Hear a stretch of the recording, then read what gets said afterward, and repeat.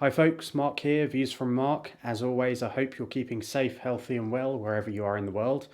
In today's video, I'm going to be having spoilers from No Time to Die, so if you haven't seen the film already, I really suggest that you go and watch it in the cinema, get that full cinematic experience and enjoy it the way that the filmmakers intended you to see it. It's really worth checking out in the cinema. So if you haven't seen it already, maybe come back to this video at a later time once you have. Otherwise, let's get stuck in. There's plenty of videos and people giving reviews and thoughts and opinions on the film already out there. So I just wanted to cover off what I believe, personally, are some of the issues around the film, having seen it twice now. So I saw it originally at an advanced screening that was put on by N.Peal.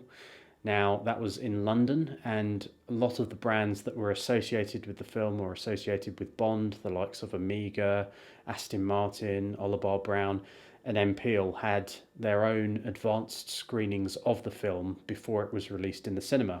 So I was very fortunate to get an invitation to that. So a massive thank you to N.Peal for organising that. And it was at Olympic Studios, which is a fantastic cinema in London. It's a beautiful cinema, lovely screening room, lovely environment to watch the film for the first time.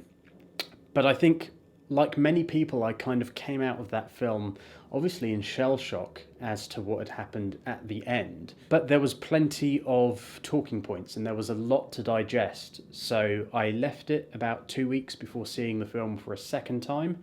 And that time I saw it in the IMAX. So I kind of got that full IMAX cinema experience, which again, if you've not seen a film in IMAX, it's well worth checking out. I don't want to do a blow-by-blow account of the film as such. I'm going to do a quick fire round going through the different sequences within the film and kind of give you my opinion and my thoughts as they are currently. Now, thoughts and opinions can change over time.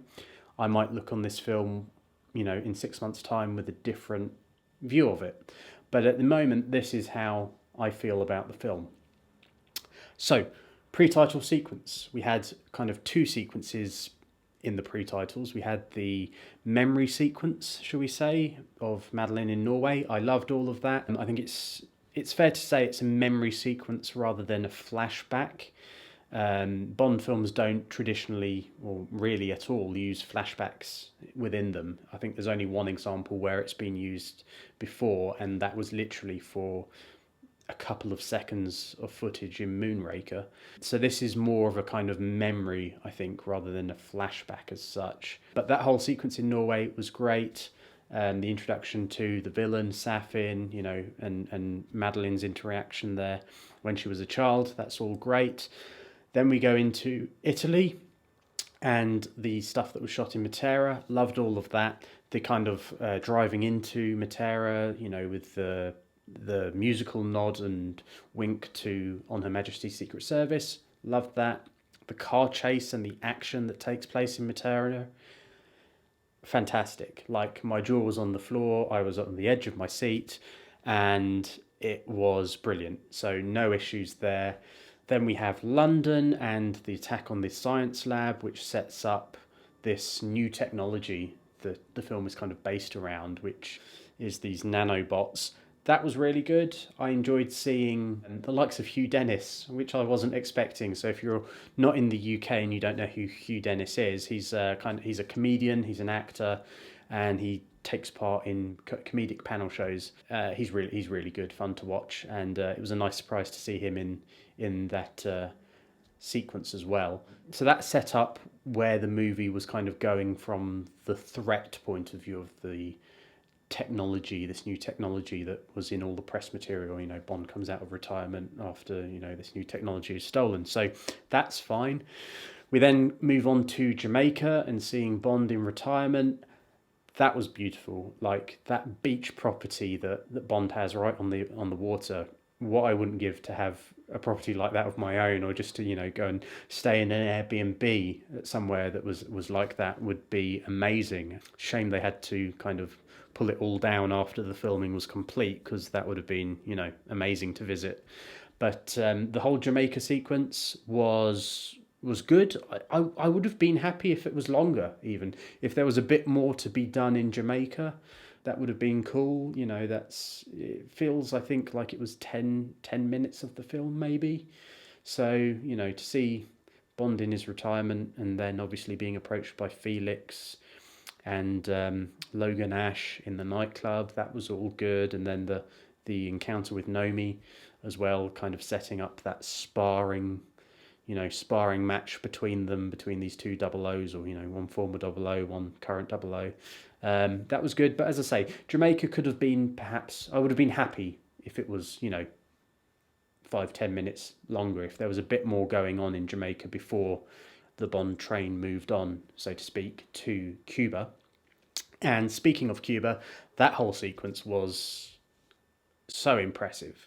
I know that they built that whole set and the Cuban streets on the backlot at Pinewood, but it just looked fantastic. And there wasn't a moment when you thought, okay, this isn't Cuba really. It was great. And Paloma, what a breath of fresh air. She kind of brought this really unique female spy character to the franchise, which I don't think we've seen before. There was a very light-hearted, kind of softer edge to her before all the action kicked off. And then when the action does kick off, she's really, she's not messing about. She's dropping people left, right, and center, whether that's with a gun, machine gun, or just kicking them to the floor. She's pretty badass. So I loved that whole sequence. Paloma, I've heard people say perhaps Paloma could have been in it a bit more. I'm not quite sure where necessarily it would have worked for her to come back in further down the line. But she was a joy to watch. And if they ever did do a spin-off series of a Bond character, Ana de Armas and the character of Paloma is right up there. I would have no issues with that at all. And that could be something quite interesting. But, time will tell. But coming back, as I say, Cuban sequence was great. The action was fantastic. The whole Spectre party and having the Spectre agents kind of taken out as they were, that really kind of, I think it took a few people by surprise when you actually see it, and just how expansive it is to taking out all of the Spectre agents. Then that was a great sequence, and it sets up clearly that this villain, who other than seeing with a mask on at the beginning of the film, we haven't seen or heard from really. And he's just been a voice on the end of a telephone. Up to that point, you get an idea of what his motives are. He's clearly annoyed with Spectre for obviously wiping out his family, his entire family, as we find out. So him having this plan to take out all of Spectre, that makes sense, and it fits within the film. I can go along with that. There are further issues, though, which we will come to regarding the villain and everything else. But that's great. So we have the Cuban sequence, and then we have on the boat with Logan Ash and Felix and Obuchev, the scientist, and Bond, obviously.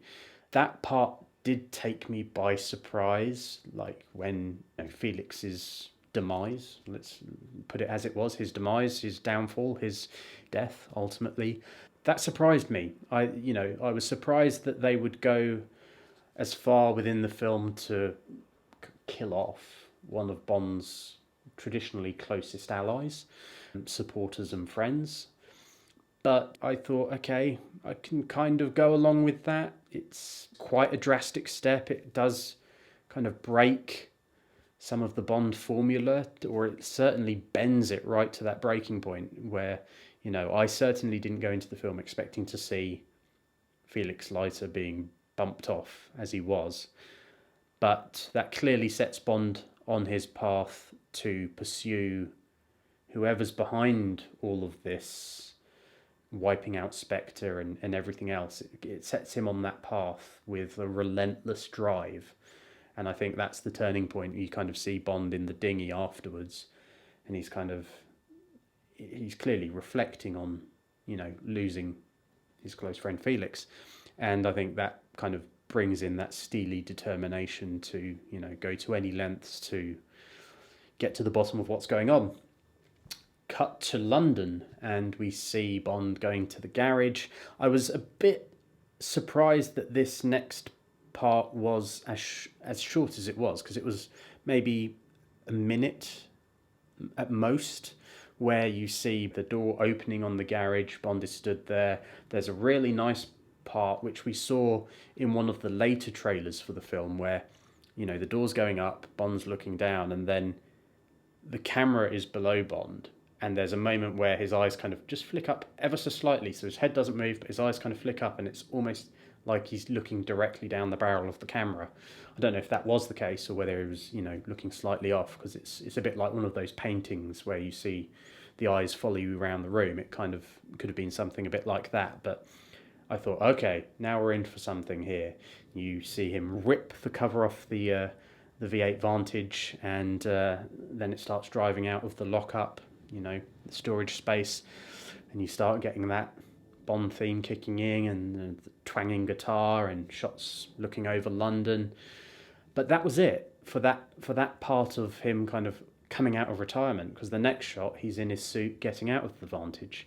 So it really was a kind of a blink and you'll miss it moment for him coming out of retirement like that. But then we have obviously the confrontation, shall we say, with M.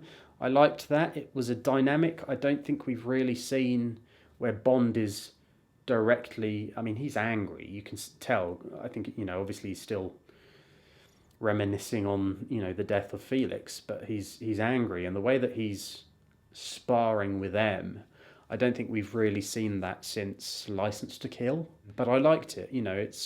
You've got to question authority sometimes, and that's clearly what Bond is doing in this scene, and asking those difficult questions, which puts the cat amongst the pigeons, and clearly annoys M.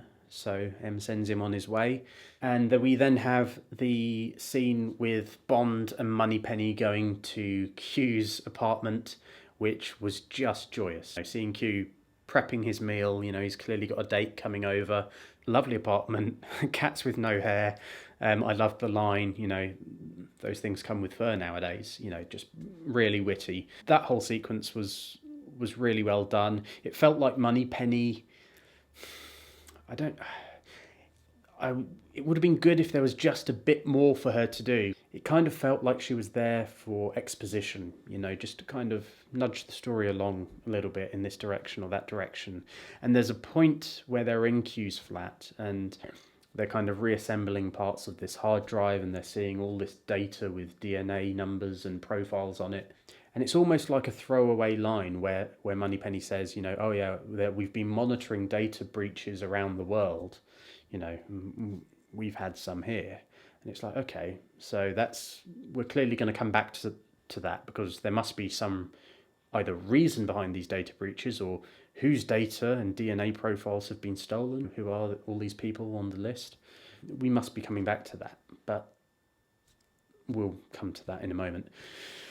So from Q's apartment, we then skip forward to Belmarsh Prison, where after another kind of encounter with M, we're faced with Madeleine and Bond going into the room with Blofeld.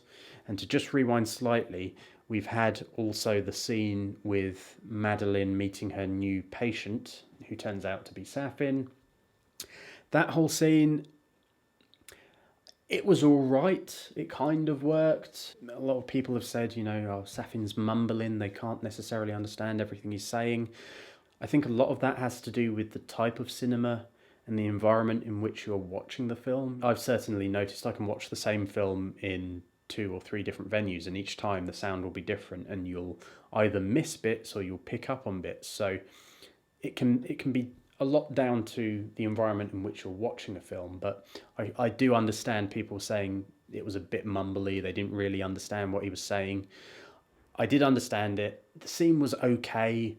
You could see what was coming with Safin wanting Madeleine to take this atomizer of, the nanobot technology the next time she goes and sees Blofeld, obviously with a view of killing off Blofeld as the last remaining part of Spectre, and that would kind of complete his plan. So that I got, and the whole proper first conversation of a villain is something that you should really remember. There should be really great dialogue that will stick with you, and the whole scene should be something that lingers and that you will always remember. Prime example being the first encounter between Bond and Silver in Skyfall. There's that really long 2-3 minute shot, one continuous shot of the elevator coming down, Silver stepping out, and him going into that whole speech about his grandmother's island and the rats, and you know how you get rid of them, and trapping the rats, and now they only eat rat, and etc. etc. It's a really memorable introduction, and I don't know if this lived up to that, to be honest. And regardless, it was between Safin and Madeleine rather than Safin and Bond. We'll come to Bond and Safin's interaction in a bit. But yeah, it was okay. I suppose it moved the story along to what was coming next, which is the Belmarsh scene. And obviously, we are reintroduced to a now incarcerated Blofeld. Christoph Waltz making a return. Christoph Waltz, to me, seems like a great choice to play Blofeld, but it just felt that Spectre was lacking something. I think he's acknowledged. I'm sure I've heard other reviewers say that Christoph Waltz has acknowledged, perhaps he didn't put in the performance that he perhaps would have liked for the character. So coming back to the role in No Time to Die was a chance to kind of make amends of that, or to do something slightly differently, but it just didn't feel like there was that much different for the Blofeld in this film compared to what we saw in Spectre. And the dialogue between Bond and Blofeld in the prison, again, that's all right. It was okay. It moved the story along. Blofeld seemed to be very hung up on, and in fact the whole film seems to be hung up on this big secret that Madeleine has. And if it was just the fact that Madeleine at the start of the film in Matera was pregnant with Bond's child, if that's the secret, it doesn't quite mesh for me. It doesn't feel like that's a big enough, it's not a big secret, of course it is a big secret, but it doesn't feel, it's not what you're expecting from all the hype and the build-up. When her secret finds its way out, it will be the death of you. Okay, that's pretty extreme. The fact that you're a dad, that's not really going to be the death of you, so to speak. So I'm not sure if it quite worked, and they were harking on about this big secret, and Madeleine, speak to Madeleine, she holds all the secrets you want. So I'm not sure if that quite worked. It moves the story along, and then we have the death of Blofeld, which is unintentionally brought on by Bond, because obviously he grabs Madeleine's wrist before she leaves the room, and then obviously with the nanobot technology and the threat, it's passed on through people until it reaches its intended target, which it did, and that's the end of Blofeld. Okay, that's fine. Because there wasn't enough done with the character, I didn't really mind that they're kind of getting rid of Blofeld as such. They didn't utilize the character enough for me to think, oh no, you've got to hang on to him, so that in future films, or even perhaps at the end of this film, we can have a sequence where Blofeld is broken out of prison, and then the next film is set up for Spectre's next, or Blofeld's next big plan for world domination, or whatever the case may be. I just wasn't bothered that they killed him off, and that's sad, I think, but it's one of those things. Moving on now to Norway, and we have Bond kind of following in Madeleine's tyre tracks, because she must have driven there, I suppose. That whole setup where Bond arrives, he meets Madeleine in the house, he's in the kitchen. She says, "Is that for me?" Because he's come in, obviously, sneaky Bond with his gun drawn. And he soon puts that away. And there's a really nice kind of emotional exchange between Bond and Madeleine. And I know some people have said, oh, there's too much of this going on in the film. I thought they pitched it throughout the film perfectly. It was nice to see a different side to Bond. We've not really seen these levels of emotion portrayed in a Bond film, or I don't think Daniel Craig had necessarily had the opportunity, other than with like the death of Vesper at the end of Casino Royale. There was a lot of emotion in those scenes and what have you. But the rest of the time, it feels very much that it's the tough man running through walls, doing his job, which is great. But it's nice to have this kind of other side where Bond is showing a bit more emotion. And that conversation with Madeleine in the kitchen as he stood there, I thought was really good. And the music was phenomenal throughout the film. I've mentioned earlier the nod to On Her Majesty's Secret Service right at the beginning in the Matera scene, in the run up to the Matera scene. There was the nod with the musical notes to On Her Majesty's Secret Service when Bond is meeting M outside in London. That it felt very literal to me. Like, looking at the soundtrack listing, that track is called Good to Have You Back, or it's Good to Have You Back. And I can kind of understand, okay, it's good to have him back because he's now coming back into the fold with MI6 and he's on Her Majesty's Secret Service again, hence that music being played. But if that's the reason, I'm not quite sure it worked. It felt a bit on the nose to have that musical theme crop up, unless it was really being literal. Oh, he's come back on Her Majesty's Secret Service, let's play the theme to On Her Majesty's Secret Service. I'm not sure, but regardless of that, all the music through the film was fantastic. I've listened to the soundtrack in isolation and I love it. All of it is really well done. Hans Zimmer did a top-notch job, so that was all great. And that theme of the music being on point as Madeleine and Bond are stood in the kitchen, having their conversation, and they're getting closer together, and they're on the brink of reconciliation, and then you hear the noise from above and it's this young girl, Mathilde. Yeah, that was a surprise. Again, I'd gone into the film having only seen the trailers, so I'd kept well clear of any theories, any spoilers, or anything like that, because I wanted to go in and see the film without knowing too much about it other than what had been put into the trailers, which is kind of the hero shots and gives you a rough idea of what might be coming or going on within the film. So I avoided any spoilers, any theories.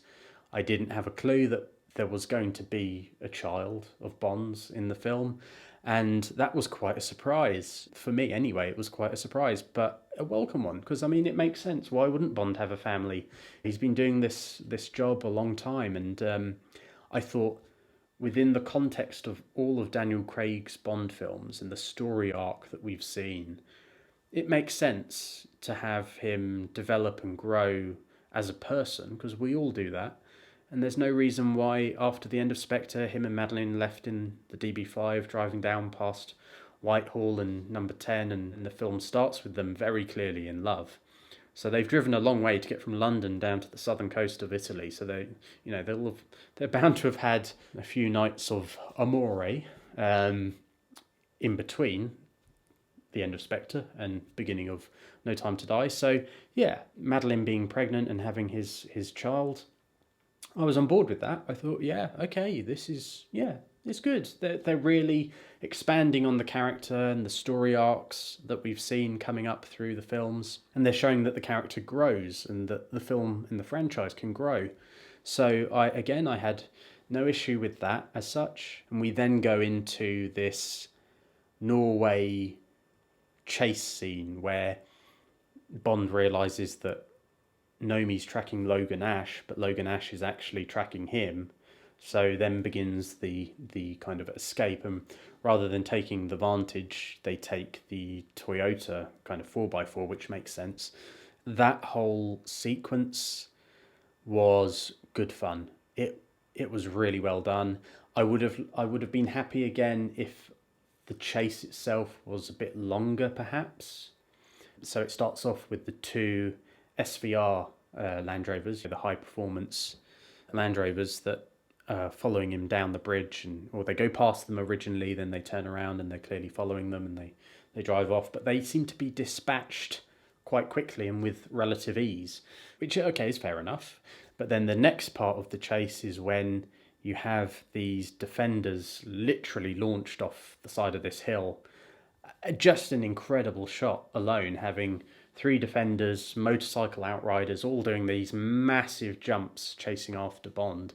Brilliant, brilliant work by the stunt team. And yeah, I loved that. Again, I would have just liked it maybe a little bit longer, perhaps a little bit more engagement from the helicopter above. I'm picking holes here, but they're minor gripes for what was a fantastic action sequence, or yet another fantastic action sequence. And then we move into the woods where it suddenly becomes foggy. Part of me was, I heard someone say they were expecting an Ewok to turn up somewhere in this sequence, which did make me chuckle because it was very reminiscent of something maybe from Star Wars, where it's a misty wood and you can hear the engines rumbling in the distance of these Land Rover Defenders or the motorcycles and what have you. And they then go on foot. They're going through the woods, through the ferns and the long grass, and that whole sequence was really well done as well. I thought, it's hard to pull off a sequence like that in somewhere that's meant to be foggy or misty, but it really worked, and you got that sense of the trap being laid by Bond, and then drawing in the motorcycle riders and the other defenders. And then we see the dispatching of Logan Ash, or the Book of Mormon as he's referred to by Bond, another great one-liner. That was good. Again, a nice tip of the hat back to For Your Eyes Only in the way that Logan Ash is dispatched. That was really good. Now come the problems. Now you see, for me, my personal opinion, as things stand at the moment on this particular day, Friday, 29th of October, my opinion may change in 6 months' time or on repeated viewing of the film. But at this moment, I believe up until the end of that chase in Norway with the helicopter flying away, Bond looking at it as it does so, I believe we were close to having the perfect Bond film. Let me say that again. I believe we were close to having the perfect Bond film. It had all the ingredients. It had the dialogue, the witty one-liners, as I've said already, lines such as "these things come with fur" nowadays, and calling Logan Ash the Book of Mormon. It had the humour and those moments of Bondism, shall we say. For example, during the Cuban scenes where there's all hell breaking loose, Obruchev is trying to run away and Bond just takes a tray with a martini on it, throws the tray at him, knocks him to the ground, finishes off the martini, then carries on about his business, dispatching Spectre agents and everyone else in his path. Brilliant Bond moments like that. There's also, I did really like the part where, again, in the Cuban sequence, Bond falls from the first floor with a henchman, I believe, and they fall into the bar, and then Bond kind of gets up, shakes himself off, walks over to the edge of the bar, picking up a bottle of, rum or some kind of beverage as he does so, and then he pours himself and Paloma one Salud, has a drink, and then carries on, picks up the gun and does the walk. Brilliant. It's got all those right ingredients, the Bond moments like that, the dialogue, the action is sublime. That opening car chase in Matera is the best car chase I think I've seen in probably 20 years. It's the best Bond car chase they've had, certainly within any of the Daniel Craig films. The less that's said about the opening of Quantum of Solace and that car chase, the better. I absolutely loathe it, because within that film it's so shaky camera work, quick editing. You've got 2-3 frames before you're cutting to the next shot, and even that then is a shaky shot. You don't have a sense of geography really within Quantum of Solace's car chase, whereas the polar opposite for No Time to Die, the editing, films are my passion, and the editing, I can tell you, within that chase is just fantastic. You never get lost. There's a great sense of geography within those sequences. You get an idea of where they've come out of the hotel and they're in the main square, they donut, they go back round and they're going along the cliff edge and then, up and through the narrow streets. You never get a feeling that you're lost or that you're going from one location to one that's filmed on the other side of town by cuts. Everything kind of flows seamlessly up until they're in that main square, and you've got the surrounded DB5. Bond's kind of sat there, and Madeleine's pleading with him to do something. Primo arrives. He's really trying to take out Madeleine, was the impression that I got, really, because he's firing at her side of the car. She's screaming, she's crying, she's begging James Bond to do something, and then he just looks down at her, he says, okay. Then that music kicks in, the flip panel comes up, the headlights come down, the Gatling guns come out. It's those moments that we go to watch a Bond movie for. You know, we go to watch a Bond movie for those moments. And it had them in spades, and it was pitched perfectly with the action, the editing, the music was fantastic by Hans Zimmer, the acting as well by Léa Seydoux, Daniel Craig in those moments, brilliant. I think it's great that we had a chance to see Daniel really showing the more emotional side of Bond, and it was good that we could see as well Léa Seydoux, Madeleine Swan's character, getting her teeth into the character and what was going on within the film a little bit more, because I think that was perhaps lacking a bit in Spectre, and you know, that's been talked about by many people before. I don't want to get drawn on all that, but I really believe the relationship between Daniel and Bond and Madeleine. So it had all the moments that you'd want in a Bond film. It had a great setup, new technology being stolen. You could kind of see this plot coming where the main villain was wanting to get rid of Spectre, bought into that fully. You know, you can understand that and go along with it. But then we get to this point after the Norway chase where, for me, it feels like things start to fall apart. And it's so frustrating after the delays that we had for change of director. Danny Boyle left the project. There was a 2-3 month delay before Cary Fukunaga came on board. We had those delays, shooting in 2019, expecting it to come out in kind of November 2019, 4 years after Spectre. And then the pandemic hits, and we get delay after delay after delay. And all credit to the producers, all credit to Barbara Broccoli and Michael G. Wilson for taking the initiative.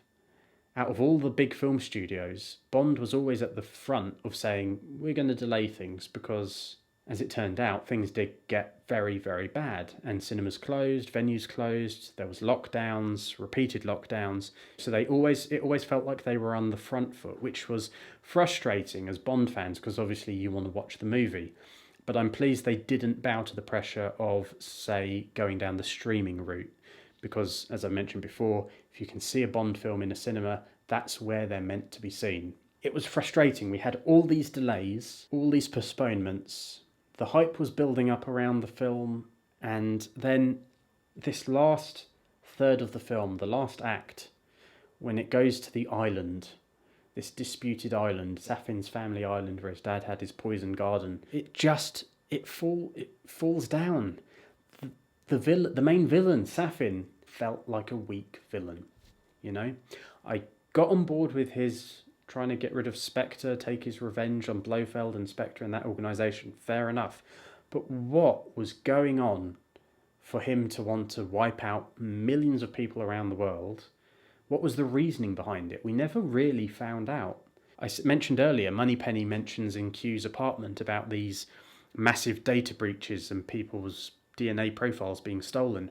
Who were these people? What were these data breaches all about? Why does Safin want to suddenly take out millions of people around the world?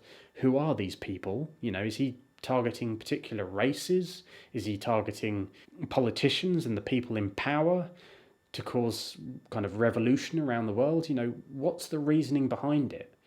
And then also, where's the ticking clock? Bond and Nomi get to the island, they infiltrate it, they're set to blow up the lab. Okay, they don't have enough explosives to blow up the whole thing, but they don't know that. You know, as Bond says to Nomi, if everything goes to shit, or, you know, if everything goes to hell in a handbasket, blow this place, we don't have enough. Well, then you call in an airstrike and you call in those missiles from the cruisers and the battleships. But there's no reason why it's got to be rushed. It just didn't quite make sense to me. And then you have the confrontation, or rather the encounter between Bond and Safin in that room where Safin has Mathilde sat next to him. And that whole sequence, I can't really remember any of the dialogue. I could understand what Safin was saying. It's not a question of not understanding because he was mumbling or the sound wasn't clear. I understood every word of what he was saying, but it just meant nothing. And there was no threat there. Obviously, there was the threat to the child, to Mathilde, and, what Safin had planned for Bond had he not gone ahead with his demands. But there was no threat there. There was no clarity about what his plans were. He just wants to make things tidier. That's it. That's the only bit of the dialogue I remember and that sticks with me. And a Bond film shouldn't be like that. You should have those moments where Bond and the villain are meeting, and it should be memorable. Whereas the only thing I can remember is Bond getting down on his knees saying, I'm sorry, taking out his gun and dispatching the 3 henchmen that were in the room without getting a scratch on himself, which again is a Bond thing to do, no problem with that. But it just felt weak, messy, and like the story was lacking a sense of direction at this point. Now, I don't know whether that's the writers or the director, but something wasn't working there. And it's not like they've not had enough time to readdress those issues, what with all the delays. To go back and look at the editing, how much of it ended up on the cutting room floor, we don't know. There could have been large chunks or nothing at all that ended up on the cutting room floor, we just don't know. But that whole last act, it didn't know where it was going or what it was trying to say. And that's my biggest problem, because, as I said, up until the end of Norway, it felt like we were onto such a good film. The perfect Bond film, perhaps.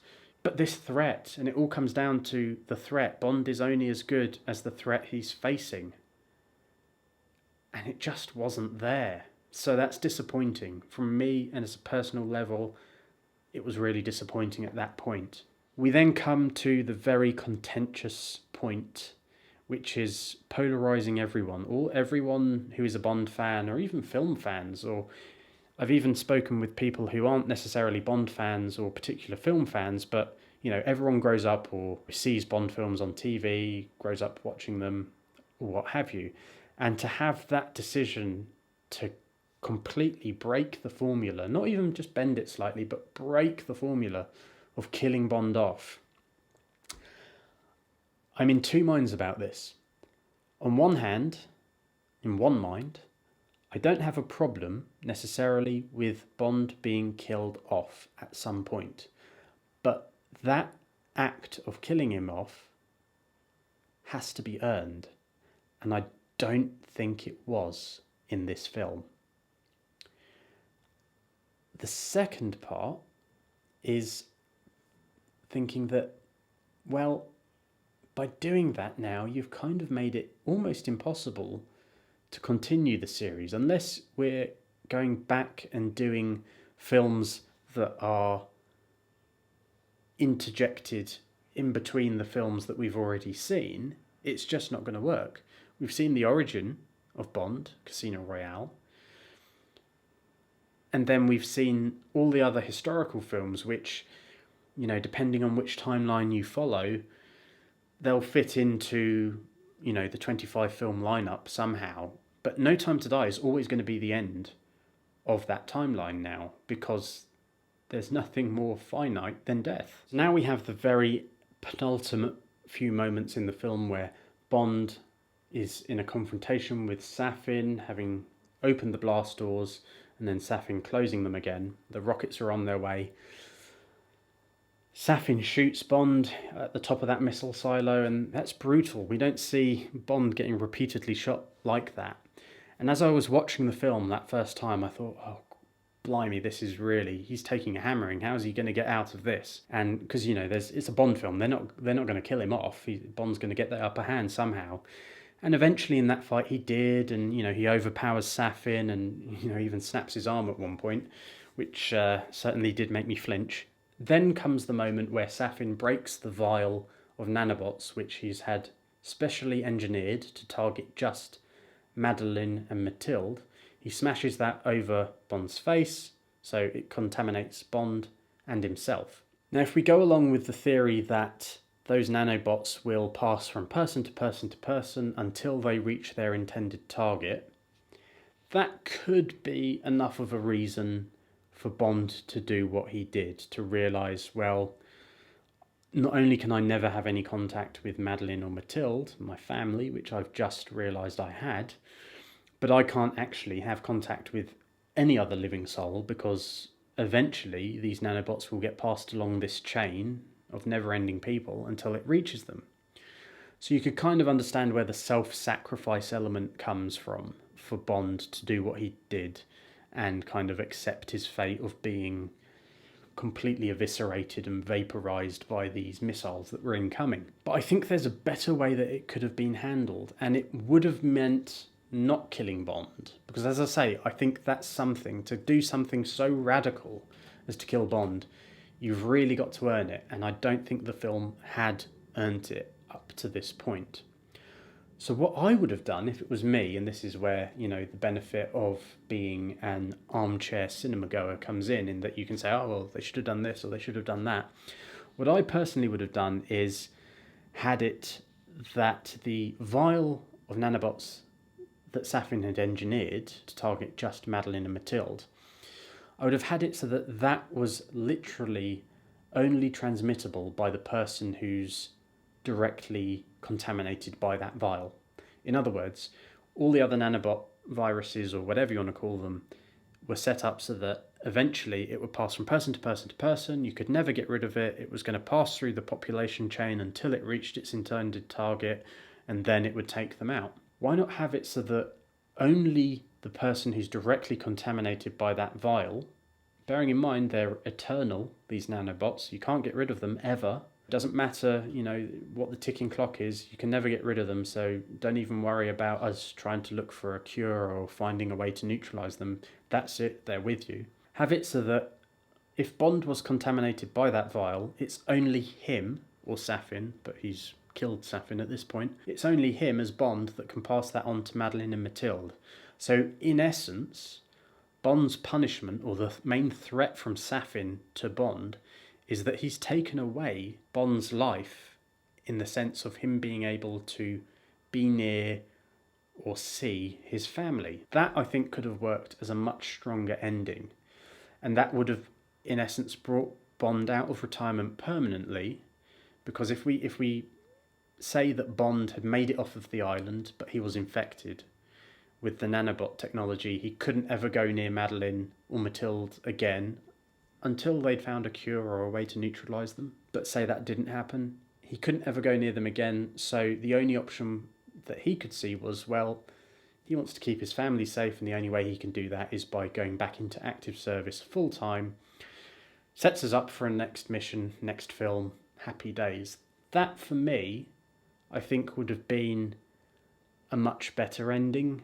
It would have sat a lot better and easier with me, and I think from a few people I've talked to previously and who I've pitched that kind of theory or that idea to, people seem to like it. Do let me know though in the comment section below what your thoughts are on that ending. I know it's a contentious one. It's the Marmite of endings. You know, people either love it or hate it, or they're not quite sure. Some people are still trying to make their minds up. But as endings go, we got the ending we got. And to say it again, I don't think that ending was necessarily earned within the context of this film and the last 40 minutes or so. I don't think the threat globally was well enough established or explained. The villain wasn't really that threatening. His biggest threat was that he could take away the ability, in my mind, for Bond to ever go near his family again. That would have been gut-wrenching for him. So I think that was the biggest threat he had. But that was the ending that we got, and there's no doubt that, having seen it, Bond was stood on top of that tower and was completely eviscerated by that missile strike.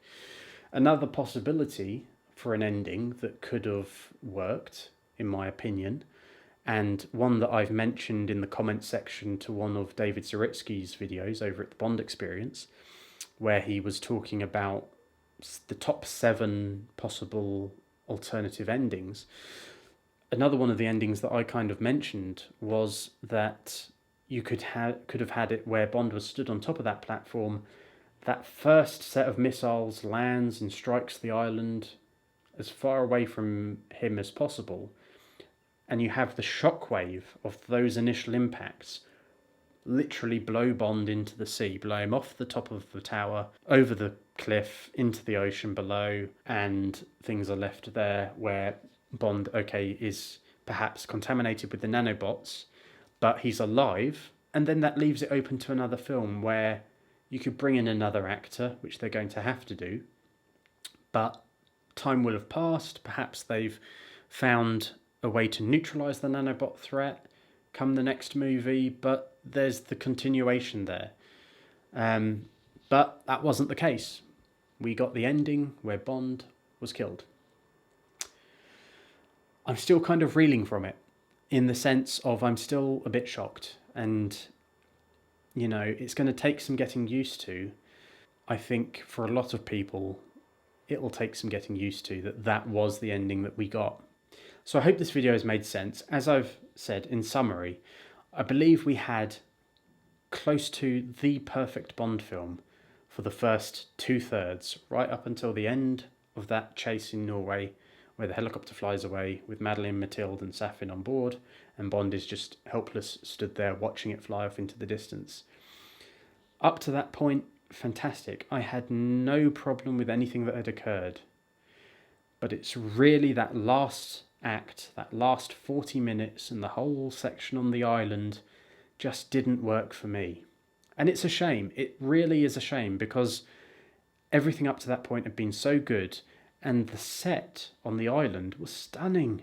It looked absolutely amazing. This old ex-submarine pen / missile silo, very, very reminiscent of the older films and a Ken Adams set. Grand scale, very industrial looking, strong lines, lit fantastically, shot beautifully, but it comes down to the story just falling at that last hurdle. And that's a real shame for me as a Bond fan, as a film fan. Maybe my opinion will change in time and I'll grow more affectionate towards the ending of the film.